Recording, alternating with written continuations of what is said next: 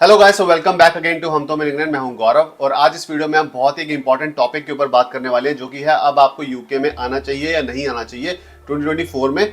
क्योंकि recently UK government ने एक बहुत ही बड़ी इमिग्रेशन पॉलिसी जो है वो अनाउंस करी है, बहुत ज्यादा मेजर्स वगैरह लगाए हैं, बहुत स्ट्रिक्ट कर दिया इमिग्रेशन रूल्स को। काफी ज्यादा स्टूडेंट्स हमारे पास आ रहे हैं और ये डाउट पूछ रहे हैं कि अब आप उनको यूके में आना चाहिए या नहीं आना चाहिए, या फिर कोई स्किल्ड वर्कर वीजा पे आ रहा है उनको आना चाहिए, या फिर कोई health and care worker visa पे है क्या उनको आना चाहिए। तो आज की वीडियो बहुत ही ज्यादा इंपॉर्टेंट है, इसको एंड तक देखना ताकि आपको डाउट जो है वो क्लियर हो जाए और आपको इन्फॉर्मेशन का पता चल जाए अच्छे से।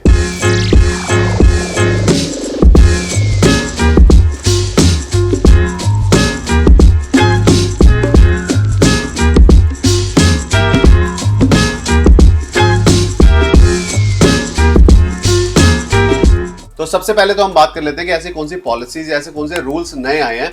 अभी कुछ दिन पहले आपने देखा होगा कि न्यू रूल इन्होंने अनाउंस किया था कि जो मास्टर स्टूडेंट है वो लोग यहाँ यूके में अपने डिपेंडेंट जो है वो अब नहीं ला पाएंगे। अब उसी के बाद इन्होंने रिसेंटली एक बहुत ही बड़ी अनाउंसमेंट करी है, जिसमें इन्होंने 5 ऐसे मेजर्स के बारे में बताया। मैं क्विकली आपको मेजर्स के बारे में बता देता हूँ। इसके बारे में डिटेल में मैंने वीडियो ऑलरेडी बना रखी है, आप वो भी देख सकते हो, लेकिन क्विकली मैं आपको एक बार बता देता हूँ। जो सबसे पहला जो मेजर है, जो सबसे पहला रूल इन्होंने निकाला है, वो है कि भाई अगर आप यहाँ पे स्किल्ड वर्कर वीजा पे आते हो तो आपकी जो सैलरी है, मिनिमम सैलरी थ्रेशोल्ड जो है वो पहले था 26,200, जो कि इन्होंने बढ़ा के अब 38,700 कर दिया है। इसी के साथ साथ हेल्थ एंड केयर वर्कर जो उस पे जो वीजा पे जो लोग रहते हैं वो अब यहाँ पे डिपेंडेंट को नहीं ला पाएंगे। इसी के साथ साथ जो यहाँ पे फैमिली वीजा होता है, मान लो आप यहाँ पे रहते हो, बस सिटीजनशिप है, अगर आप स्पाउस वीजा लगाते हो, फैमिली वीजा लगाते हो अपने फैमिली मेंबर्स का, तो पहले सैलरी रिक्वायरमेंट थी 18,600, जो इन्होंने बढ़ा के 38,700 कर दिया है। उसी के साथ साथ यहाँ पे जो शॉर्टेज ऑक्यूपेशन लिस्ट है उस पर पहले 20% डिस्काउंट मिलता था गोइंग रेट पे,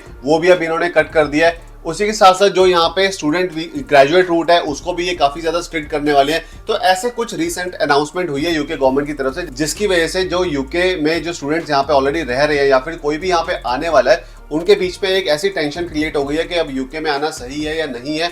तो यार ये तो आपको पता ही होगा कि यूके में अगर आप आते हो यहाँ पे जॉब करने के लिए या पढ़ाई करने के लिए, तो यहाँ पे आपको एक ग्लोबल एक्सपोजर मिलता है। यहाँ की यूनिवर्सिटीज जो है वो बहुत अच्छी है, ए क्लास यूनिवर्सिटीज है, यहाँ की पढ़ाई बहुत अच्छी है, लंदन फाइनेंशियल हब है। अगर आप वहाँ पे जॉब लेते हो तो आपको एक बहुत अच्छा एक्सपीरियंस मिल सकता है अपने करियर से रिलेटेड। तो अगर आप यहाँ पे जॉब करने के लिए आते हो तो आपके पास प्रायर एक्सपीरियंस अगर होता है तो वो काफी बेटर रहता है। अगर आप यहाँ पे पढ़ाई करने के लिए आ रहे हो, बट अगर आपका पर्पस जो है वो पढ़ाई करने का नहीं है, ये सोचकर आ रहे हो कि यूके में आपको पीएसडब्ल्यू मिल जाएगा, पोस्ट स्टडी वर्क परमिट, और उसके बाद आप अपनी फैमिली को बुला लोगे, यहाँ पे आपकी फैमिली भी सेटल हो जाएगी, तो फिर मुझे लगता है कि ये वर्थ नहीं है। यहाँ के इमिग्रेशन लॉज जो है वो बहुत ज्यादा स्ट्रिक्ट ऑलरेडी हो चुके हैं, और यहाँ पे जो इमिग्रेशन फीस होती है, वीजा फीस हो गई, IHS फीस हो गई, वो भी बहुत ज्यादा बढ़ चुकी है। क्योंकि अगर आप सिंगल एप्लीकेंट का भी लेके चलते हो, एप्लीकेशन फी, IHS फीस, उसके बाद अगर आप पूरी फैमिली का लेके चलते हो, डिपेंडेंट्स हो गए, साथ में स्पाउस वीजा हो गया, तो बहुत ज्यादा आपको एक्सपेंडिचर उठाना पड़ सकता है। और इसी के साथ साथ कई सारे स्टूडेंट्स का ये भी डाउट आता है कि वो अगर यूके में है तो क्या उनको पीएसडब्ल्यू मिलेगा आगे या नहीं मिलेगा। अगर वो ऑलरेडी यूके में है, रीजन ग्रेजुएट है, तो उनको ऑलरेडी पीएसडब्ल्यू जो है वो मिल गया होगा या फिर मिलेगा। अगर वो जैन 2024 में आने का भी प्लान कर रहे हैं तो भी पीएसडब्ल्यू जो है वो उनको मिलेगा। जैसे कि यूके गवर्नमेंट ने अभी अनाउंसमेंट करी है, जो भी रूल्स उन्होंने बताए हैं वो स्प्रिंग 2024 से अप्लाई होने वाले हैं, मतलब कि मार्च 2024 से। तो उसके बाद का जो इनटेक होता है, जो भी सितंबर इनटेक होता है, सितंबर 2024 इनटेक, उसके बाद से अगर आप आते हो तो आपको शायद पीएसडब्ल्यू ना मिले, बट वो भी इन्होंने अभी पूरी तरह से क्लियर नहीं किया है। बट अगर आप जैन 2024 में आ रहे हो तो आपको पीएसडब्ल्यू जो है वो मिलेगा, और अभी भी अगर आप यूके में हो और अगर अपनी पढ़ाई जो है वो खत्म कर रहे हो तो भी आपको पीएसडब्ल्यू जो है वो मिलेगा। तो ये बहुत बड़ा एक डाउट आता है हमारे पास, जिसका आंसर अब आपको मिल गया होगा। तो अगर आप यूके में हो या फिर जनवरी 2024 में आने का प्लान कर ही रहे हो, तो आपको पता ही होगा यूके में जो स्टूडेंट हाउसिंग मार्केट है या फिर यहाँ पे हाउसिंग मार्केट इन जनरल है वो बहुत ही क्राइसिस में है। जो भी अफोर्डेबल ऑप्शंस होते हैं वो बहुत ही जल्दी जो है यहाँ पे ऑक्यूपाई हो जाते हैं, और आपको एकोमोडेशन जो है वो नहीं मिल पाती है टाइम पे। इसलिए आपको स्टूडेंट एकोमोडेशन जो है वो टाइम से यहाँ पे बुक कर लेने चाहिए। और सबसे बेटर जो टाइम होता है बुक करने का वो दिसंबर से मार्च तक का होता है। तो अगर आप यूके आने का प्लान कर रहे हो और अभी इस सिचुएशन में हो कि आपको स्टूडेंट एकोमोडेशन यहाँ पे बुक करनी है,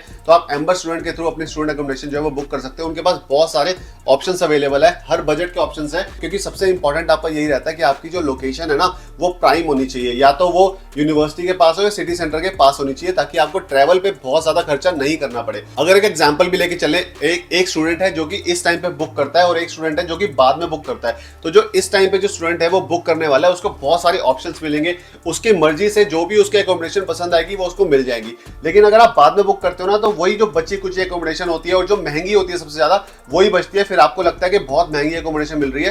तो सबसे बेटर यही रहता है कि आप टाइम पे अपने एकोमोडेशन जो है वो बुक कर लो। और एम्बर स्टूडेंट की वेबसाइट पे बहुत सारी ऑप्शंस अवेलेबल है, आप वहां पे जाके अच्छे से चेकआउट कर सकते हो और वहां से अपनी एकोमोडेशन जो है वो बुक कर सकते हो। और इसी के साथ साथ अगर आप यूके में आ रहे हो, यहाँ पे पढ़ाई की है आपने, और अगर आपकी जो स्किल्स हैं वो स्किल्स अगर शॉर्टेज ऑक्यूपेशन लिस्ट में लाई करती है तो यार यहाँ पे वर्थ है, क्योंकि शॉर्टेज ऑक्यूपेशन लिस्ट की जॉब्स अभी भी मार्केट में बहुत ज्यादा अवेलेबल है। और उसके लिए आपको क्या करना पड़ेगा, आपको यार खुद भी पढ़ाई के साथ साथ आपको अपनी स्किल्स जो है वो डेवलप करनी पड़ती है। ये नहीं कि अगर आपने यहाँ पे डिग्री ले ली है तो आपको जॉब जो है वो मिल जाएगी। ऐसे बहुत सारे स्टूडेंट्स हैं जो कि यहाँ पे डिग्री करने के बाद भटक रहे हैं, उनको जॉब नहीं मिल पा रही है और वो कहीं ना कहीं से कुछ ना कुछ जुगाड़ करके कोई ना कोई जॉब कर रहे हैं पीएसडब्ल्यू पे, लेकिन उनको जो स्किल्ड वर्कर वीजा वाली जॉब है वो नहीं मिल पा रही है, क्योंकि ऑलरेडी कंपटीशन बहुत ज्यादा बढ़ चुका है। और कंपटीशन के साथ साथ अगर आपका मार्केट में स्किल्स नहीं होंगे आपके पास, तो जहां पे जॉब लगना बहुत ज्यादा मुश्किल हो सकता है और आगे स्किल्ड वर्कर वीजा मिलना, अपनी फैमिली को बुलाना, आईएलआर मिलना, पीआर मिलना, जो भी आपके सपने हैं फिर वो पूरे नहीं हो पाएंगे। तो इसलिए